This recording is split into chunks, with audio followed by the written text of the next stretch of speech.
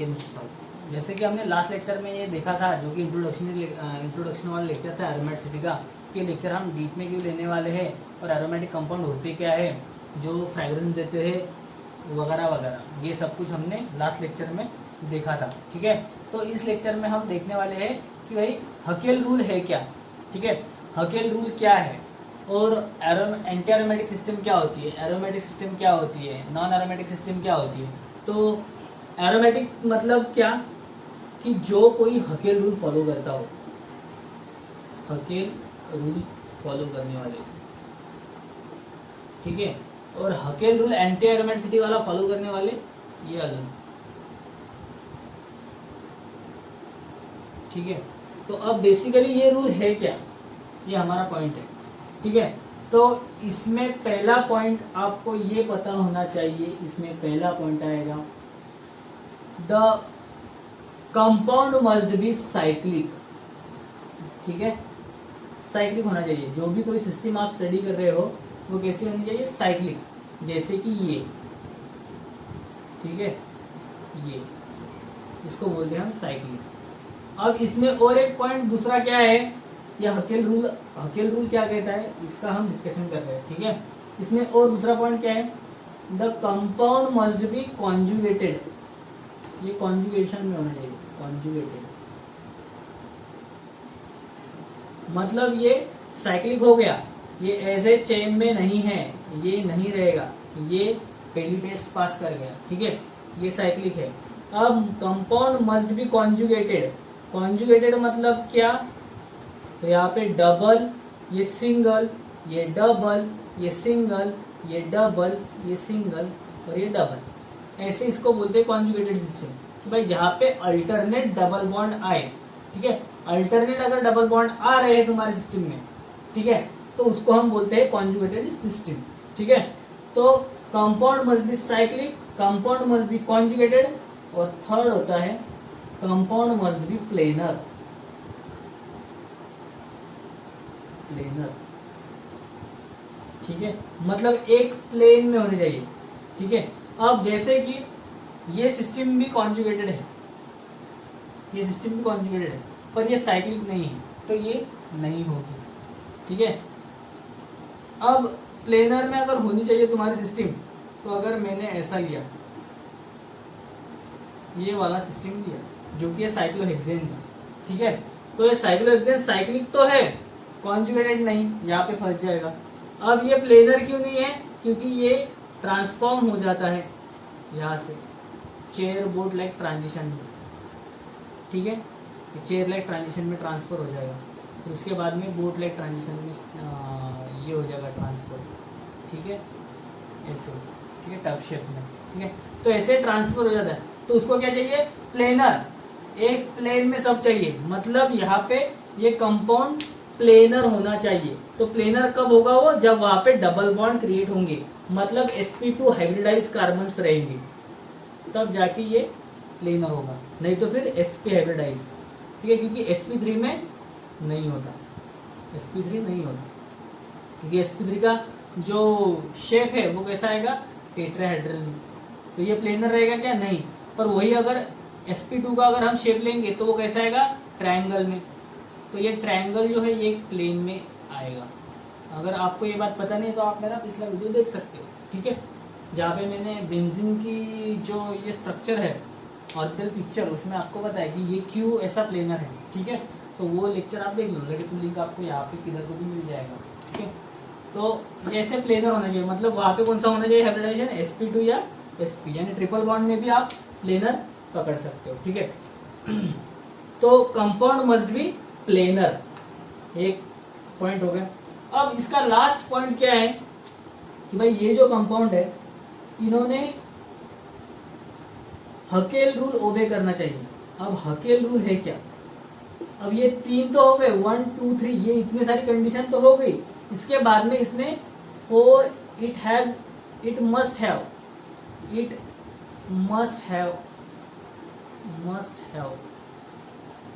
4n+2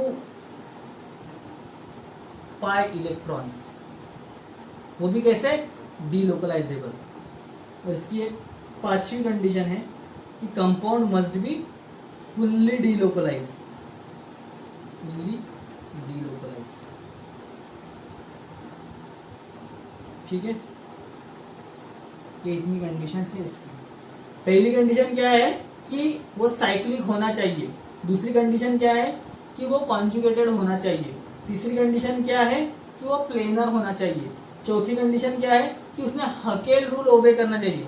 अब Hückel rule ओबे करने के लिए उसमें कितने इलेक्ट्रॉन चाहिए, 4n + 2 पाई इलेक्ट्रॉन, जो कि डीलोकलाइजेबल हो, जो कि फुल्ली डीलोकलाइजेबल हो। ये उसने पांचवी कंडीशन लगाई।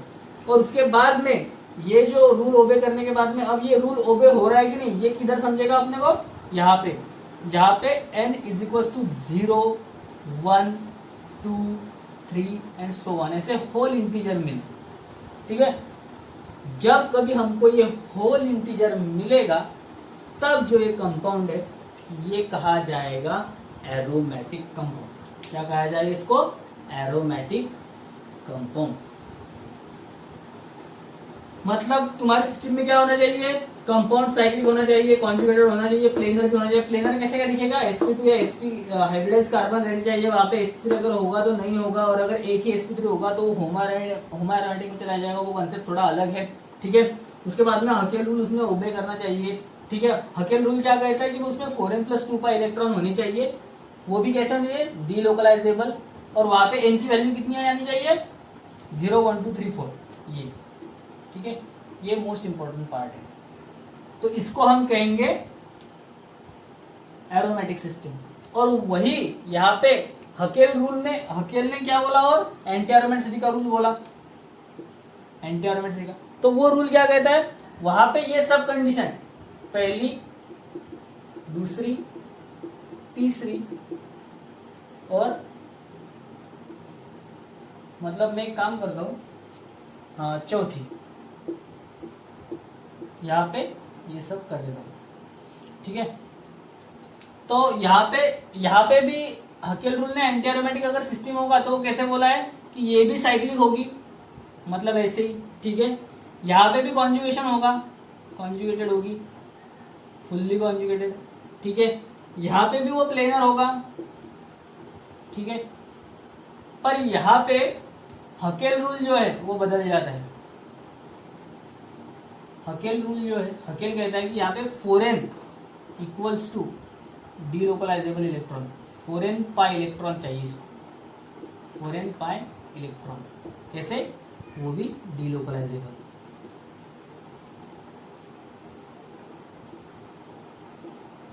ठीक है, तो यहाँ पे 4n पाई इलेक्ट्रॉन चाहिए, और यहाँ पे भी n कितना आना चाहिए, 0, 1, 2 एंड सो ऑन।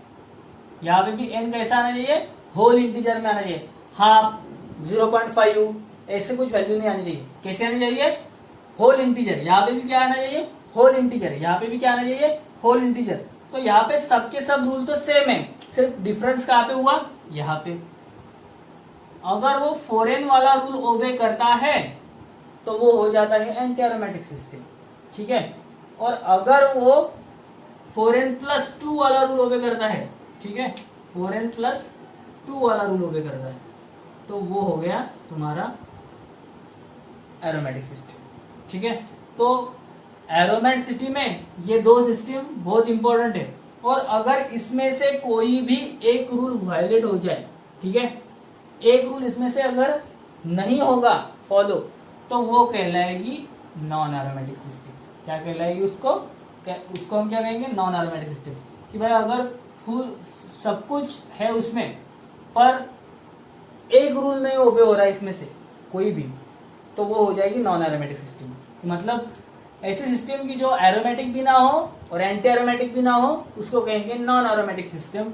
और ऐसे सिस्टम जहाँ पे सब रूल फॉलो होते हो, साइक्लिक है, कॉन्जुगेटेड है, फुल्ली डीलोकलाइज है, और 4n + 2 पाई इलेक्ट्रॉन ओबे करता है, और प्लेनर भी है। अगर ये सब कुछ करता है तो वो हो गया एरोमेटिक। और अगर सब कुछ करता है और 4n वाला रूल ओबे कर रहा है तो उसको कहते हैं हम एंटी एरोमेटिक।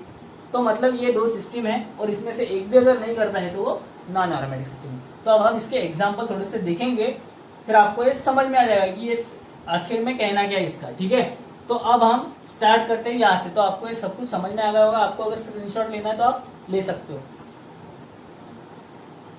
ठीक है। तो अब यहाँ पे हम एग्जांपल डिस्कस करेंगे थोड़े से, जैसे जिससे आपको पता चल जाएगा कि भाई कौन सा एरोमेटिक है और कौन सा नहीं है। तो अब यहाँ पे मोस्ट इम्पोर्टेंट एक बात आपको बोलनी रह गई, वो होता है कि अगर तुम्हारा डबल बॉन्ड है तो यहाँ पे इलेक्ट्रॉन किसके किसके क्या क्या काउंट करेंगे, ये मोस्ट इंपॉर्टेंट पॉइंट होता है, ठीक है। तो अगर डबल बॉन्ड होता है तो वो कितने डीलोकलाइजेबल इलेक्ट्रॉन देगा, डबल बॉन्ड कितने डीलोकलाइजेबल इलेक्ट्रॉन देगा। तो डबल बॉन्ड, एक डबल बॉन्ड जो होता है, एक डबल बॉन्ड वो देता है 2 इलेक्ट्रॉन, 2 पाई इलेक्ट्रॉन्स, ठीक है। और अगर तुम्हारे पास में चार्ज है, जैसे कि निगेटिव चार्ज है कंपाउंड में, निगेटिव चार्ज, तो ये कितने इलेक्ट्रॉन देता है, तो ये भी देता है 2 पाई इलेक्ट्रॉन्स, 2 पाई इलेक्ट्रॉन्स जो कि डीलोकलाइजेबल होगा। और अगर पॉजिटिव चार्ज है तो ये कितने इलेक्ट्रॉन देगा, ठीक है। तो अगर पॉजिटिव चार्ज है तो ये देता है 0 पाई इलेक्ट्रॉन, ये इलेक्ट्रॉन देता है, ठीक है। तो मतलब आपको ये पता होना चाहिए कि भाई डीलोकलाइजेबल इलेक्ट्रॉन जो है वो फर्दर कैटेगराइज हो गए। यहाँ पे अगर तुम्हारे सिस्टम में डबल बॉन्ड है तो वो देगा 2 पाई इलेक्ट्रॉन, मतलब हमको ये इलेक्ट्रॉन काम में आने हैं, हमको इससे रूल सेटिस्फाई करना है 4n+2 वाला, जो कि यहाँ पे हमने डिस्कस किया था, ठीक है। उसके बाद में निगेटिव चार्ज अगर होगा तो वो 2 पाई इलेक्ट्रॉन्स देगा, और अगर पॉजिटिव चार्ज होगा तो वो 0 इलेक्ट्रॉन्स देगा। ये इतना आपको ध्यान में रखना है, ठीक है। लगे तो आप ये नोट डाउन कर लो। तो अब हम देखते हैं एग्जाम्पल, इससे आपको समझ में आ जाएगा कि ये क्या कहना है, ठीक है। तो अब हम एग्जाम्पल देखेंगे पहला। तो यहाँ पे हम पहला एग्जाम्पल देखने वाले हैं साइक्लोप्रोपेनाइल कटायन, ठीक है। साइक्लोप्रोपेनाइल कटायन, ये हो गया कटायन पहला, ठीक है। ये हो गया अनायन, इसी का अनायन लेंगे हम, ये हो गया दूसरा। अब इसी का एक ऐसा लेंगे कि जो अनचार्ज है, जिसपे चार्ज नहीं, ठीक है, ये हो गया अनचार्ज, ठीक है। तो अब यहाँ पे हम सेटिस्फाई करेंगे कि हमारी सिस्टम एरोमेटिक है कि कौन सी है या क्या है, ठीक है। तो पहले तो होना चाहिए वो साइक्लिक, तो ये साइकिल में है क्या, यहाँ पे फर्स्ट कार्बन और वही जाके लास्ट कार्बन होता है क्या, तो हाँ, यहाँ से गया, यहाँ से ऐसे गया और यहाँ पे ऐसे फिर से जुड़ गया, मतलब ये सिस्टम कैसी है, साइक्लिक। तो ये इसने पहला रूल पास किया, ये साइक्लिक हो गई, ठीक है। अब दूसरी क्या है, कॉन्जुगेटेड होना चाहिए। तो अब यहाँ पे कॉन्जुगेशन है क्या, ये देखते हैं। ये डबल है, फिर यहाँ पे सिंगल है, फिर यहाँ पे चार्ज है, मतलब ये चार्ज तुम्हारे एरोमेटिक सिस्टम का पार्ट है। तो इसीलिए हमने उसको पहले लेक्चर में, मैंने तुमको इंट्रोडक्टरी लेक्चर में बोला था, उसको हम क्या बोलते हैं, क्वाजी एरोमेटिक, क्वाजी, ठीक है, क्वाजी एरोमेटिक।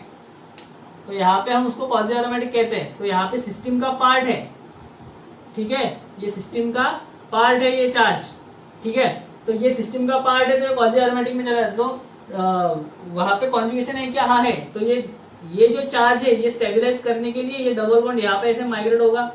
तो ये माइग्रेट अगर हो गया यहाँ पे तो क्या हो जाएगा, यहाँ पे आ जाएगा पॉजिटिव चार्ज, ये डबल बॉन्ड चला जाएगा यहाँ पे। फिर से ये इसको स्टेबलाइज करने के लिए यहाँ पे जाएगा, तो क्या होगा, यहाँ पे ऐसा रेजोनेटिंग स्ट्रक्चर फिर से फॉर्म हो जाएगा, ठीक है। तो यहाँ पे आएगा डबल बॉन्ड और यहाँ पे आएगा पॉजिटिव चार्ज।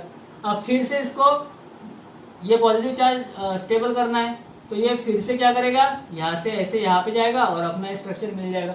मतलब ये डीलोकलाइज है। डीलोकलाइज मतलब कैसा, कि भाई घूम रहा है। कॉन्जुगेटेड तो है ही है कि भाई डबल, सिंगल, पॉजिटिव चार्ज, उसके बाद में फिर से सिंगल, उसके बाद में फिर से डबल बॉन्ड, ठीक है। तो ये तो कॉन्जुगेटेड है ही है, उसके बाद में ये घूम भी रहा है, मतलब ये कैसा है, डीलोकलाइजेबल भी है। तो इसने कौन सी टेस्ट पास की, कॉन्जुगेटेड वाली, डीलोकलाइजेबल वाली। अब मैंने कहा था आपको कि वो कंपाउंड प्लेनर होना चाहिए। अब प्लेनर मतलब क्या, कि यहाँ पे sp2 हाइब्रिडाइज कार्बन है, यहाँ पे भी sp2 हाइब्रिडाइज कार्बन है, और ये कटायन है। कटायन कौन से होते हैं, sp2 हाइब्रिडाइज होते हैं, ठीक है। तो ऐसे करके अगर हम देखेंगे तो ये कंपाउंड एक प्लेन में आएगा, ट्रायंगल में आएगा, ठीक है। तो ये कंपाउंड कैसा है, साइक्लिक है, कॉन्जुगेटेड है, प्लेनर है, ठीक है। तो इसने कौन सी कंडीशन हो गई, साइक्लिक की होगी, कॉन्जुगेटेड की होगी, प्लेनरिटी की होगी। अब डीलोकलाइजेशन की भी हो गई क्योंकि इसने पूरा का पूरा स्ट्रक्चर बना दिया, ये रेजोनेटिंग स्ट्रक्चर अपने को मिल गया, मतलब ये घूमते हुए डीलोकलाइज है। ठीक है, अब हकेल रूल, अब हकेल रूल इसको ओबे करना है। तो हकेल रूल क्या कहता है कि भाई 4n प्लस 2 पाई इलेक्ट्रॉन होने चाहिए। तुम्हारे सिस्टम में कौन सी इलेक्ट्रॉन होने चाहिए? 4n प्लस 2 पाई। तो अब 4n प्लस 2 पाई हम देखेंगे इसमें 4n प्लस 2 पाई है क्या?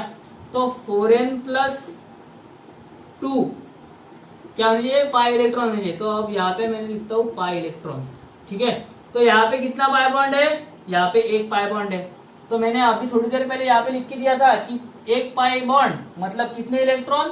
तो 2 इलेक्ट्रॉन, 2 इलेक्ट्रॉन्स। तो यहाँ पे कितने पाई इलेक्ट्रॉन हो गए? 2।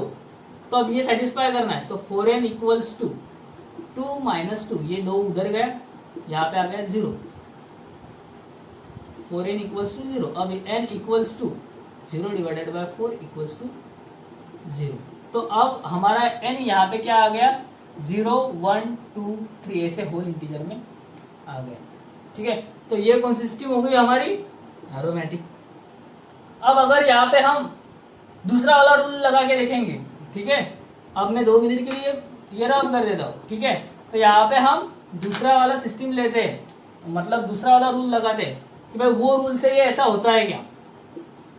तो यही रूल मैंने ये कंपाउंड को लगा दिया। यहाँ पे ये इसने सब टेस्ट पास कर लिए, पर एंटी एरोमेटिक का रूल क्या कहता है? 4n पाई इलेक्ट्रॉन होने चाहिए। तो यहाँ पे पाई इलेक्ट्रॉन कितने हैं? एक डबल बॉन्ड है और यहाँ पे पॉजिटिव चार्ज है। पॉजिटिव चार्ज इलेक्ट्रॉन देता है क्या? नहीं। तो एक डबल बॉन्ड है, तो कितना इलेक्ट्रॉन दिया इसने? 2 इलेक्ट्रॉन, 2 पाई इलेक्ट्रॉन्स। ठीक है, तो अब n equals to 2 divided by 4। ठीक है, n इक्वल्स टू 2 1 जा 2 2 2 जा 4, हाफ। तो n इक्वल्स टू हाफ अगर आ रहा है तुम्हारा, तो हमें क्या चाहिए था हकेल रूल के अकॉर्डिंग कि n इक्वल्स टू क्या आना चाहिए? n इक्वल्स टू 0 1 2 3 ऐसा आना चाहिए। इसलिए ये एंटी एरोमेटिसिटी का रूल फॉलो कर रहा है क्या? नहीं। ये कौन सा रूल फॉलो कर रहा है? एरोमेटिसिटी का, एरोमेटिक कंपाउंड का, 4n प्लस 2। तो हकेल रूल अगर एरोमेटिक का फॉलो कर रहा है 4n प्लस 2 वाला, तो ये कौन सा हो गया? एरोमेटिक, और इस पे चार्ज है, तो इसलिए हम इसको क्या कहेंगे? Quasi aromatic. ठीक है, और यहाँ पे 4n वाला रूल ओबे हो रहा है क्या? नहीं, इसलिए ये एंटी एरोमेटिक नहीं है। तो अब हम दूसरा एग्जांपल इसका डिस्कस करेंगे। ठीक है, तो दूसरे में क्या था? अब दूसरा एग्जांपल अगर आपको लिखना है तो आप लिख सकते हो। ठीक है, मतलब स्क्रीनशॉट निकाल सकते हो। ठीक है, तो अब दूसरा एग्जांपल क्या था हमारा? तो हमारा दूसरा एग्जांपल था ये कि भाई ये कंपाउंड एरोमेटिक है या नहीं। अब ये नेगेटिव चार्ज है यहाँ पे, ये है। ठीक है, तो अब यहाँ पे हम देखने वाले हैं कि इसका क्या है, मतलब एरोमेटिक है या नॉन एरोमेटिक है। अगर तुम्हारे कंपाउंड में डबल बॉन्ड है तो वो प्लेनर है। ठीक है, तो अब ये पहली टेस्ट पास कर रहा है क्या? साइक्लिक है, प्लेनर है क्योंकि डबल बॉन्ड है, कॉन्जुगेटेड है क्या? तो डबल सिंगल और नेगेटिव चार्ज, मतलब यहाँ पे भी कॉन्जुगेशन है। तो अब यहाँ पे कॉन्जुगेशन है, कैसे पता चलेगा? रेजोनेटिंग स्ट्रक्चर ड्रॉ करके देखो। इसने सपोज यहाँ पे ऐसे डाल दिया इसका नेगेटिव चार्ज, तो ये नेगेटिव चार्ज डाल दिया, यहाँ पे आ जाएगा डबल बॉन्ड। ठीक है, ये कैसा स्ट्रक्चर बन जाएगा? ये इसको ऐसा कर दिया हमने, यहाँ पे आ गया नेगेटिव चार्ज, यहाँ पे आ गया डबल बॉन्ड। ठीक है, अब यहाँ से फिर से यहाँ पे ऐसे जाएगा, यहाँ पे आ जाएगा डबल बॉन्ड। तो यहाँ पे कैसे बनेगा? यहाँ पे आ गया ये ऐसा, यहाँ पे आ गया नेगेटिव चार्ज, यहाँ पे आ गया डबल बॉन्ड। अब फिर से ये इधर चला जाएगा और यहाँ पे नेगेटिव चार्ज बन जाएगा। तो अपने को स्ट्रक्चर क्या मिलेगा? ये। तो मतलब ये जो डबल बॉन्ड है घूमता हुआ है, डीलोकलाइज है, तो मतलब साइक्लिक है। डबल बॉन्ड होने की वजह से ये प्लेनर है, डबल बॉन्ड घूम भी रहा है नेगेटिव चार्ज की वजह से, इसलिए वो डीलोकलाइज भी है। अब इसने साइक्लिक की किया, फुली डीलोकलाइज की किया, कॉन्जुगेटेड यानी डबल सिंगल नेगेटिव चार्ज ऐसा भी हुआ, उसके बाद में ये प्लेनर का भी पास हुआ। अब यहाँ पे देखते हैं हम 4n प्लस 2 ओबे होता है या 4n। ठीक है, तो यहाँ पे अब हम देखेंगे 4n प्लस 2 वाला ओबे होता है कि 4n वाला, क्योंकि ये तो क्वाजी एरोमेटिक है, क्योंकि यहाँ पे नेगेटिव चार्ज है इसकी, इस पार्ट की सिस्टम। ठीक है, यहाँ पे नेगेटिव चार्ज, यहाँ पे ये। अब यहाँ पे कितने पाई इलेक्ट्रॉन हो गए? ये हो गए एक डबल बॉन्ड के 2, और मैंने आपको बोला था कि नेगेटिव चार्ज अगर रहेगा तो उसके कितने इलेक्ट्रॉन काउंट करने पड़ेंगे? 2। ठीक है, तो अब ये 2 और ये 2 4, तो अब 4n प्लस 2 में ये डाल के देखेंगे तो कितने पाई इलेक्ट्रॉन हो गए? 2 और 2 4, 4 पाई इलेक्ट्रॉन। ठीक है, तो अब ये सिस्टम हो गया। यहाँ पे हम देखेंगे 4n इक्वल्स टू 4 माइनस ये 2 वहां पे क्या 2, यहाँ पे कितने आ गए फिर 2, 4n equals to 2, n equals to 2/4, 2 1 जा 2, 2 जा 4, n इक्वल्स टू हाफ। तो अगर तुम्हारा n इक्वल्स टू हाफ आ रहा है तो एरोमेटिक सिस्टम होगी क्या? मतलब ये रूल ओबे हो रहा है क्या तुम्हारा? नहीं, क्योंकि n क्या चाहिए अपने को यहाँ पे? n equals to 0 1 2 3 and so on. मतलब होल इंटीजर आना चाहिए। यहाँ पे होल इंटीजर आ रहा है क्या? नहीं आ रहा, तो इसलिए ये कौन सी होगी सिस्टम? मतलब ये एरोमेटिक सिस्टम है क्या? नहीं, एरोमेटिक नहीं। अब यहाँ पे हम एंटी एरोमेटिक का रूल फॉलो करके देखेंगे। तो यहाँ पे हम एंटी एरोमेटिक का रूल फॉलो करके देखेंगे। तो एंटी एरोमेटिक का रूल क्या कहता है अपना? एंटी एरोमेटिक का रूल कहता है कि 4n पाई इलेक्ट्रॉन होने चाहिए, 4n पाई डिलोकलाइजेबल इलेक्ट्रॉन होने चाहिए। 4n इक्वल्स टू कितने हो गए? 2 और 2 4 इलेक्ट्रॉन। तो अब यहाँ पे n equals to 4 divided by 4, n equals to 1। ठीक है, तो यहाँ पे n की वैल्यू कितनी आ गई? 0 1 2 3 एंड सो ऑन। तो इसका मतलब क्या है? ये कौन सी सिस्टम हो गई? Anti aromatic. ठीक है, क्योंकि इसने कौन सा रूल ओबे किया? 4n वाला। तो अगर तुम्हारी सिस्टम ने 4n का रूल ओबे किया तो वो एंटी एरोमेटिक हो गई। अगर उसने 4n+2 का रूल ओबे किया तो वो कौन सी हो गई? एरोमेटिक सिस्टम हो गई।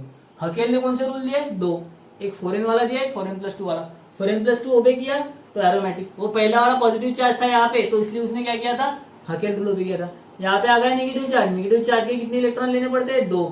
तो हमने 2 लिए, तो यहाँ पे कितने पाई इलेक्ट्रॉन हो गए? 4। तो एक डबल बॉन्ड और एक पाई, ये इसका नेगेटिव चार्ज के, तो ये 2 इलेक्ट्रॉन, ऐसे 4 इलेक्ट्रॉन होंगे। तो 4n+2 ये रूल में ये डाला तो ये नहीं आया, क्योंकि यहाँ पे n की वैल्यू क्या आ गई? हाफ। ये इंटीग्रल वैल्यू आ गई। इंटीग्रल वैल्यू चाहिए अपने को? नहीं, अपने को कैसे चाहिए? Whole number. 4n वाला रूल ओबे किया, तो इसलिए ये कौन सा कंपाउंड हो गया? Anti aromatic. ठीक है, अब इसके बाद में हम देखेंगे तीसरा वाला वो एग्जांपल जो था। यहाँ पे ये पहला हो गया, वो पहला पॉजिटिव चार्ज वाला था, यहाँ पे था पॉजिटिव चार्ज, बाद में हमने डिस्कस किया नेगेटिव चार्ज। अब हम डिस्कस करेंगे नो चार्ज, चार्जलेस सिस्टम। यहाँ पे चार्जलेस सिस्टम क्या है? ठीक है, तो चार्जलेस सिस्टम कहाँ पे फेल कर जाती है ये देखते हैं। ठीक है, तो यहाँ पे ये जो सिस्टम है, यहाँ पे हम देखेंगे इसने पहला रूल ओबे करना है क्या? साइक्लिक है? हाँ है। यहाँ पे कॉन्जुगेटेड डबल बॉन्ड है क्या? तो अब देखते हैं। अब ये कॉन्जुगेशन में जाएगा क्या? मतलब डबल सिंगल डबल ऐसा अल्टरनेट है क्या? तो यहाँ पे देखो, ये डबल है, ये सिंगल है, ये सिंगल है, तो यहाँ पे ये कॉन्जुगेटेड नहीं है, कॉन्जुगेटेड नहीं है, तो ये रूल में फेल हो गया। ठीक है, तो ये रूल में अगर फेल हो जाता है तो वो डीलोकलाइज होगा क्या? डीलोकलाइज भी नहीं है। अब ये कैसे क्या हो गया? ये देखो, देख करके देखते हैं। यहाँ पे अगर ये डबल बॉन्ड मैंने शिफ्ट कर दिया तो यहाँ से हिलेगा क्या? नहीं, क्योंकि यहाँ पे चार्ज नहीं, किसको स्टेबल करने के लिए जाएगा? वहां पे चार्ज थे तो उसको स्टेबल करना था, उसको पॉजिटिव चार्ज था तो ये जो पाई इलेक्ट्रॉन है उसको स्टेबल कर रहा था। नेगेटिव चार्ज था तब नेगेटिव चार्ज ये पाई इलेक्ट्रॉन को ढकेल रहा था, इलेक्ट्रॉन पुश हो रहा था। तो इसका मतलब यहाँ पे कॉन्जुगेशन भी नहीं है और डिलोकलाइजेशन भी नहीं है। तो अगर तुम्हारी एक भी कंडीशन फेल जाती है तो वो सिस्टम क्या कहते हैं? उसको नॉन एरोमेटिक। तो यहाँ पे ये एरोमेटिक नहीं है, ये हो गया नॉन एरोमेटिक। तो हमने 3 सिस्टम देखे। ठीक है, कौन से सिस्टम देखे फिर हमने? यहाँ पे 3। तो 3 में पहला कौन सा था? साइक्लोप्रोपेनाइल कटायन में ये साइक्लोप्रोपेनाइल कटायन, ये पहला वाला सिस्टम था। दूसरा वाला कौन सा सिस्टम था? साइक्लोप्रोपेनाइल अनायन। ठीक है, तीसरा वाला कौन सा सिस्टम था? सिर्फ साइक्लोप्रोपिन, साइक्लोप्रोपिन। ठीक है, तो ये कौन सा निकला? ये निकला एरोमेटिक। ये कौन सा निकला? Anti aromatic. ये कौन सा निकला? Non aromatic.